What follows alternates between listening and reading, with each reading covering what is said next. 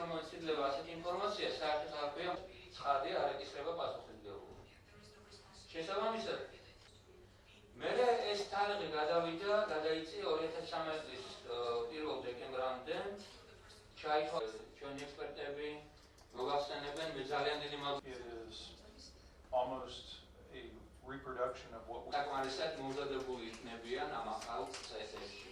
31 დეკემბერს არის ბოლო ვადა, როდესაც ძველი წესი მოწმის დაკითხვის აღარ იქნება და ამოქმედება ახალი წესი, რომელიც ასე ვთქვათ, სასამართლოს გარეთ ინფორმაციის მიწოდებას პირის მიერ სამართალდამცავი ორგანოების მიმართ აცხადებს ნებაყოფილობით. მთლიანობაში ტრეინინგების სერია გასტანს აპრილამდე, მომზადდება 140 კაცი მთლიანობაში, რომელთაგან შეირჩევა 40.